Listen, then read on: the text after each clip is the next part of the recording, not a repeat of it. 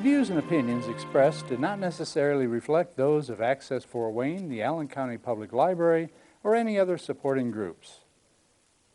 If you'd like to produce a show, call us at 260-421-1250.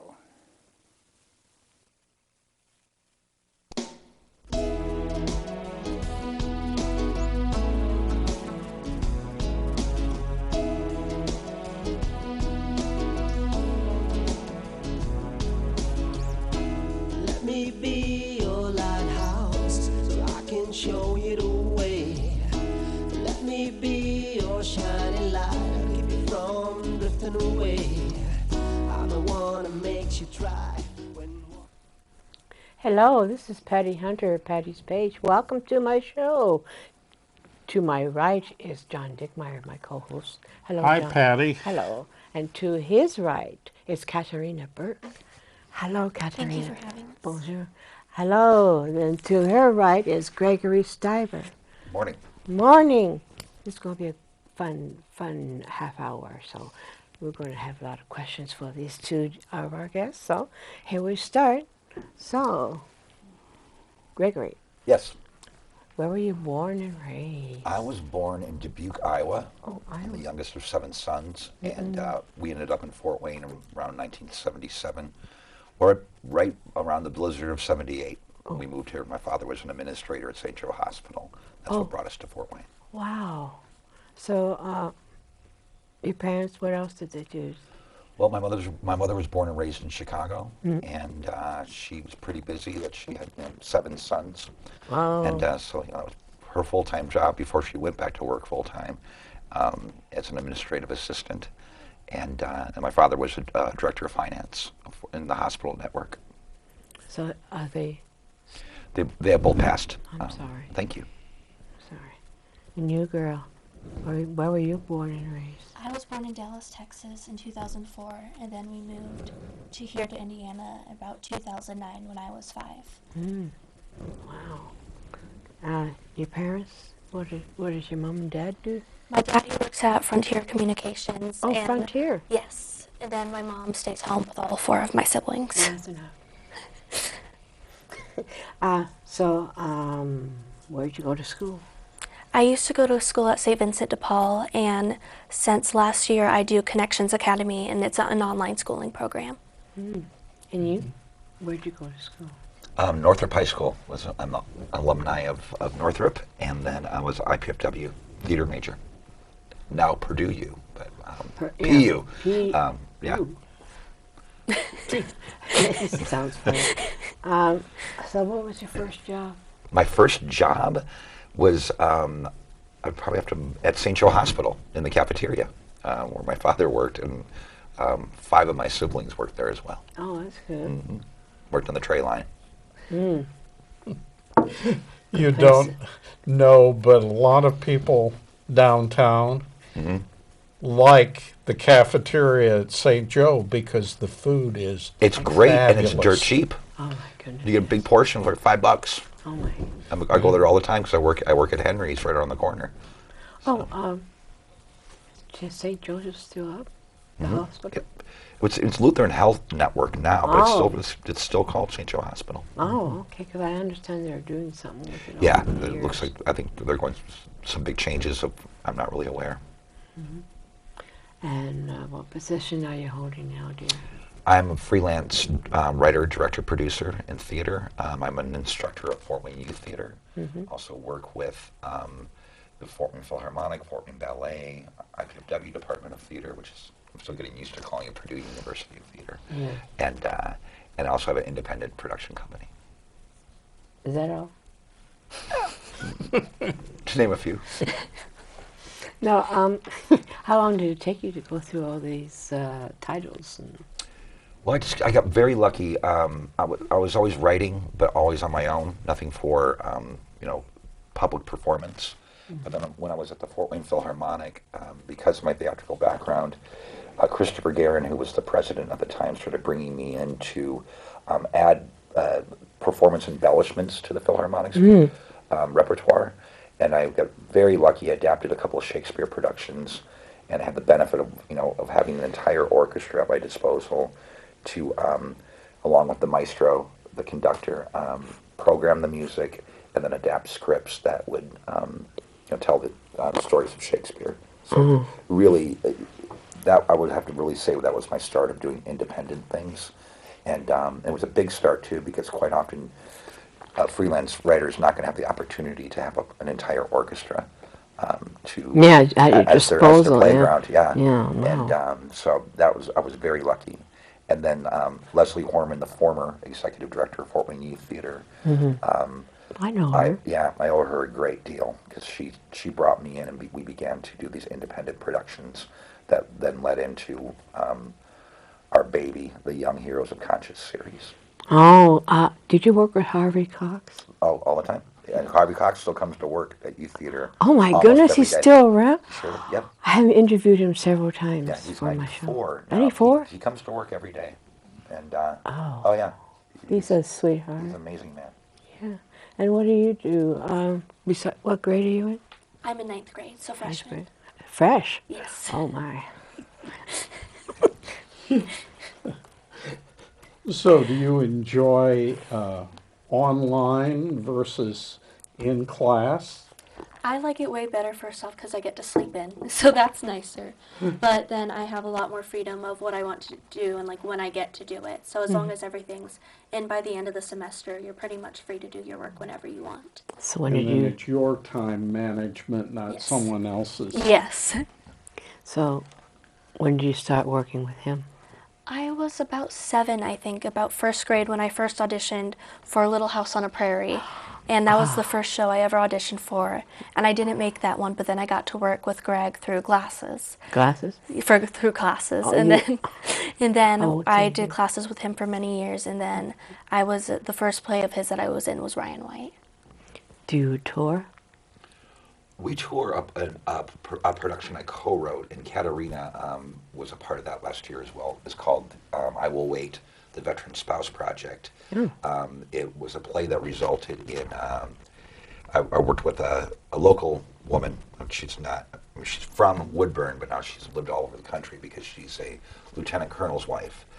And her husband has served, I think he's 6 tours. And so the life of a spouse is, different from a civilian's, in the fact that, she was pretty much raising their children on her own. But what we decided to do, and she would come back and we would get together when she would come back to visit her parents, is we were talking about how unique her life was compared to the civilian.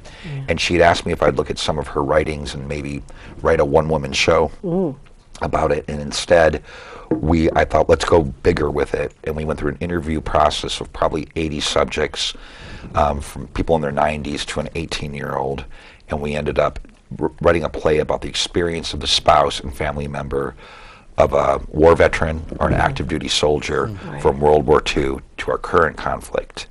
And so we took all that interview content and made a production out of it, and we have been touring it. It started here in Fort Wayne, and then we took it to Anchorage, Alaska 2 years ago, Columbus, Georgia last year. We take a pretty small cast with us from Fort Wayne, and then all the rest of it is cast out of the venue or the town we're in. Oh, that's because good. it's very expensive to, I mean, extras, yeah, and Definitely. then sometimes significant characters too. But Katarena was kind enough last year before we went to Georgia. She stepped in as like one of our rehearsal actors, and she played 7 different parts for us in our rehearsals. And she was playing people in their 40s to a girl that's her age. So Katarena's been a part of all these independent productions Understudy? in some way. Yeah. She understudy or? And she was our star last year when we did the Helen Keller story. Oh, tell me After about the Miracle. that. That's one of my favorite shows. Me too. Story. Well, we wrote, and everyone knows The Miracle Worker. So our show was called After the Miracle. And the play started right after her breakthrough with Annie Sullivan, the famous water scene. That's where our play began, and we kept her story going after that. The touch, face, talk, or voice. Katarena learned sign for the show, and and was actually one of our signing coaches as well to the other cast members that had to use sign language. And she did a great amount of research, and she wrote part of the script too. So Very good. she's a Renaissance gal. So what do you want to be as you grow up, besides being acting and all? One thing I really want to do is I want to become a playwright, or I do really want to work with animals. When I'm older, maybe run an animal shelter. I just really love animals. Would you be a vet? Maybe. I've Especially shadowed when a you vet need it. before, but it made me a little bit It's nauseous. nice to know the biology of animals to Yeah. be able to help them if they're ill or something. Yeah. What's your favorite animal? A dog. Definitely a dog. Mine's a wolf. Really? I believe I you. got cats at home, but I like wolves. I wrote a song called Wolves, and I did spoken word, and a Native American friend of mine used the flute, and we did it. That's really Lovely. cool. It was nerve-wracking, but it was okay.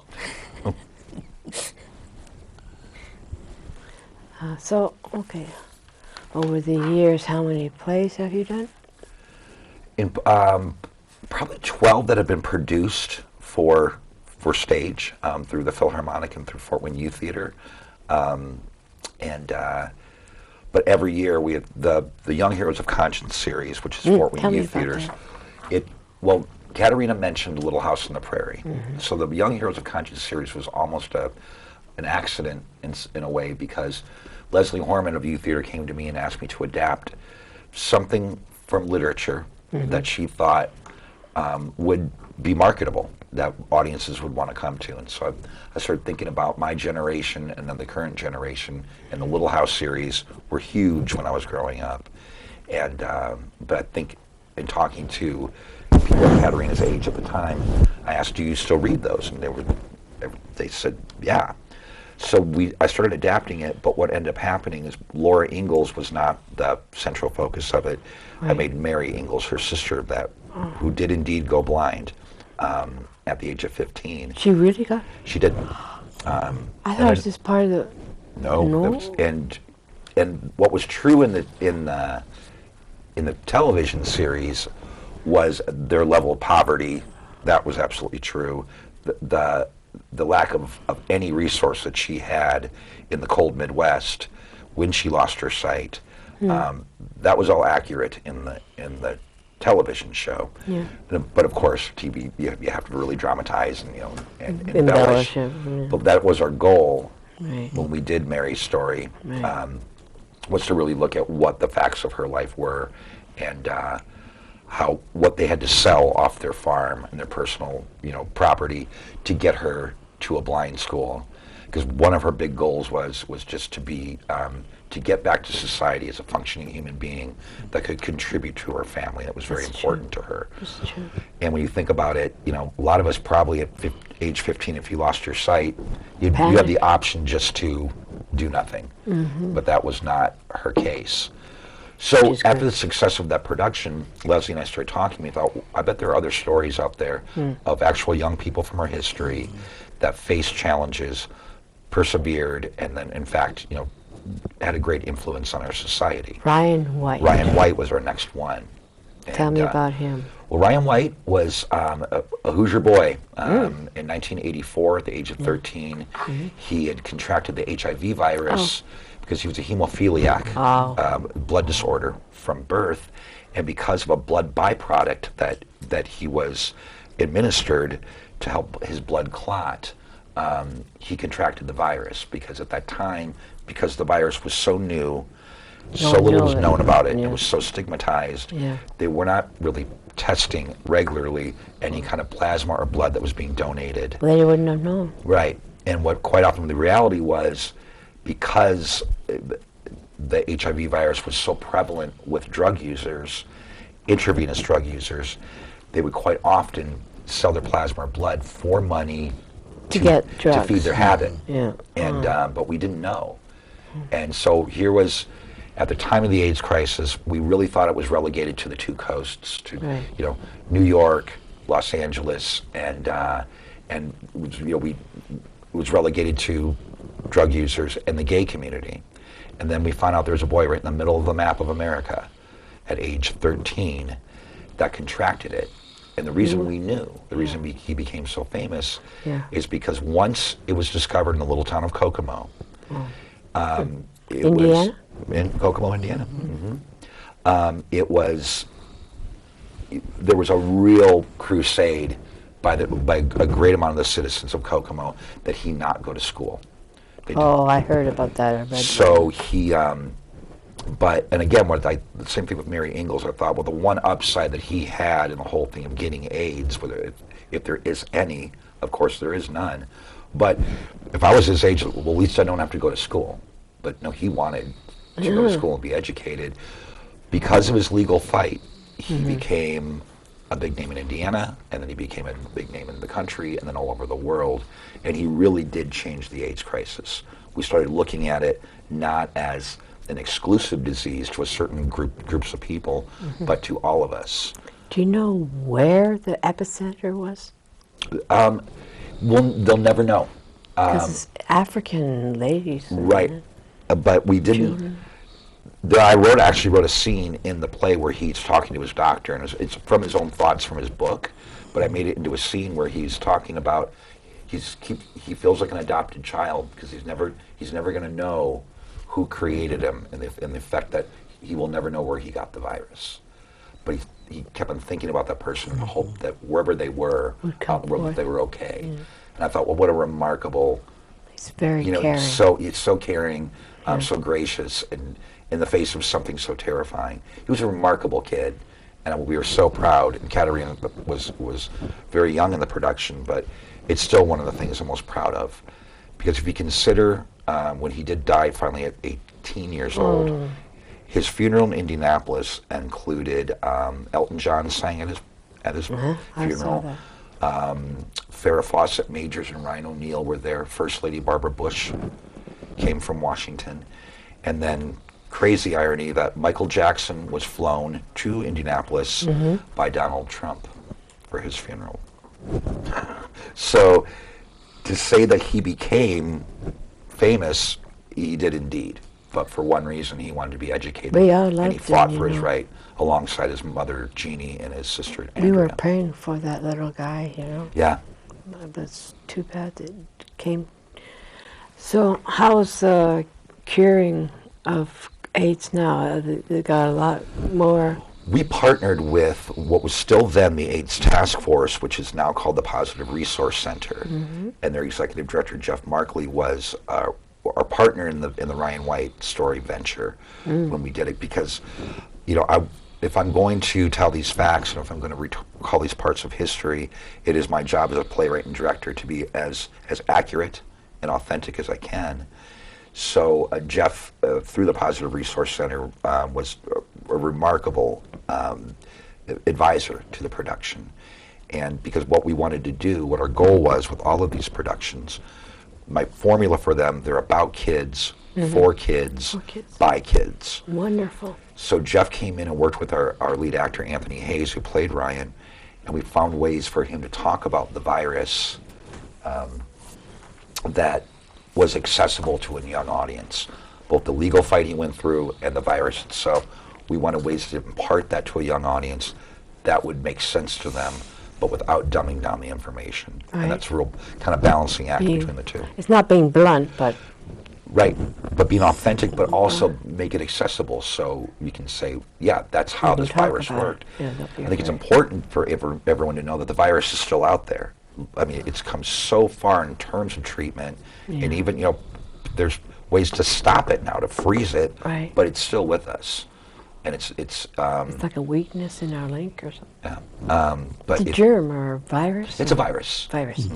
Wow. And it's airborne is a very weak virus. It's very specific how it works. It has to have, the virus itself has to have direct contact with your blood or other fluids in your body.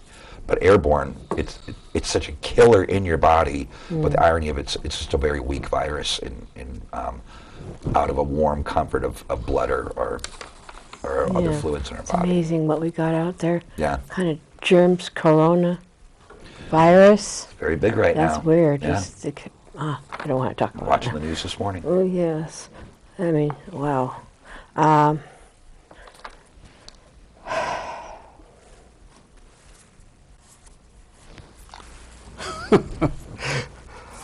Oh my. Let's back up a little bit. I'm being a playwright, you have really a couple dimensions that you're working with, and one is one of fact, and we've talked about a lot of that this morning, but how do you connect the emotional to the fact? It's a great question. The play we're opening tonight, that Katerena's in, it's called Building the Dream, Martin Luther King Jr. Undoubtedly the most famous civil rights activist, undoubtedly one of the most famous men in the world, period. Definitely. And to look at, the shows are usually about an hour long. We do them so we can take them to schools after we mount them in the production in our theater at the Parkview Arts Lab. So short amount of time to tell a story about someone whose story is massive. And so usually my vehicle particularly in the series, is looking at the youthful part of him. We all know the man, but who was the boy? Oh. How did the boy become this That's man? how it looks. Okay. So that's always about research. But then I think your question is really important, because it is really the mission of what I do. We're not giving a history lesson. Theater's active, and it tells a story, and it keeps your attention and theater's alive.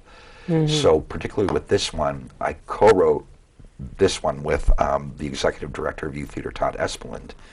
What he did for the production is he wrote the historical accuracy of MLK, period. I then took the events of the civil rights movement and wove through this play a tapestry of Americana that's accurate, but it is fictional in its storyline, where these characters are people that I made up, yet all based on things that really happened. For instance, there's a scene that Katarena is in. Her character is kind of ambiguous in the show. You always see her, she doesn't speak at all. She's always observing. People on the bus, all being all white, and one black person having to stand at the back. Lunch counters at that time where only whites could sit at them. Drinking fountains, whites only. Everything whites only. Blacks not allowed. Katerena's character is always observing this, and the idea I'm trying to get, is that Katerina is essentially the playwright that wrote the play you're watching. But she's a narrator or something? She doesn't speak. She doesn't speak. At all.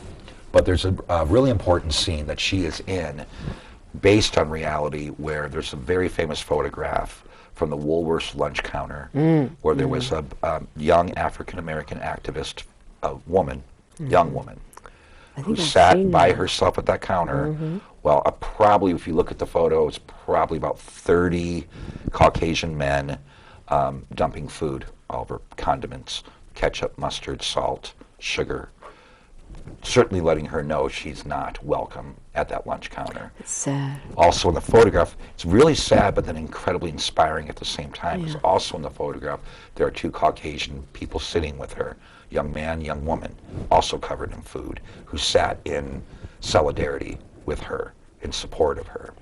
Katerena does that in her show. We have a scene where we reenact that picture, but in just a slightly different way.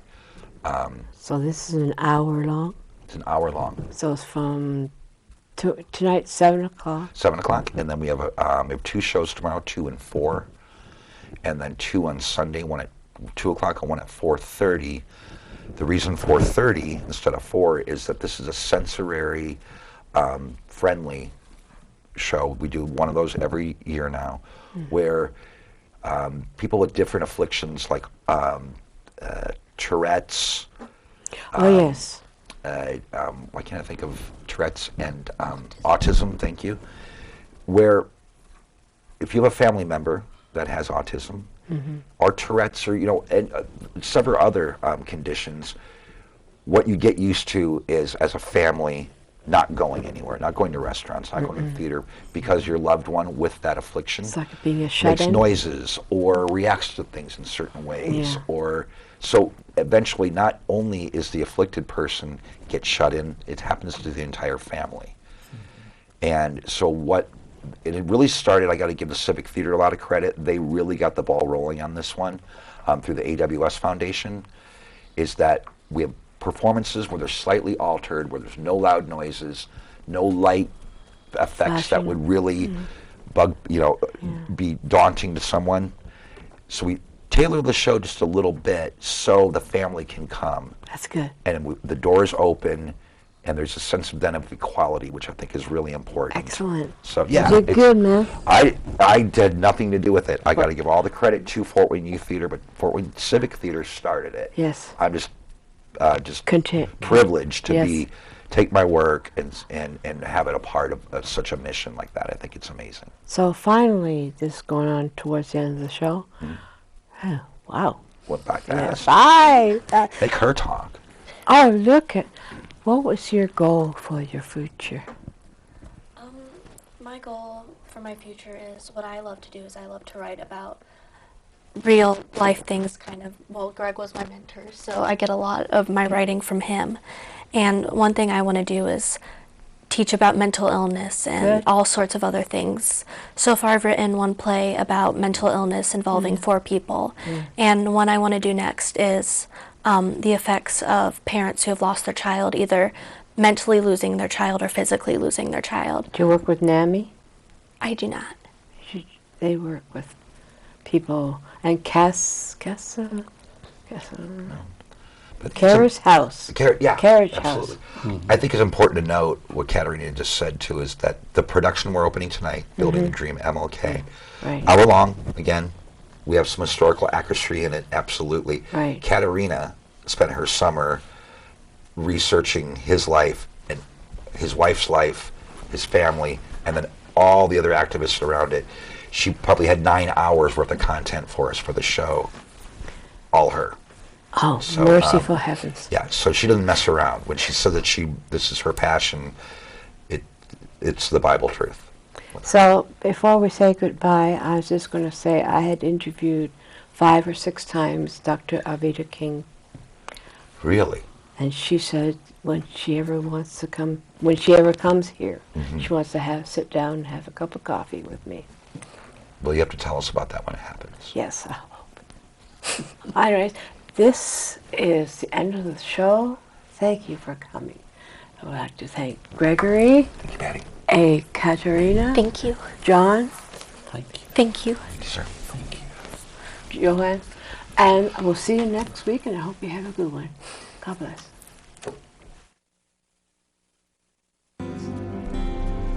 Godspeed, my love, until we meet again. You're always in my heart and every dream. Don't let this time apart give in to all our fears. God will keep us close from up above. So until we meet again, Godspeed, my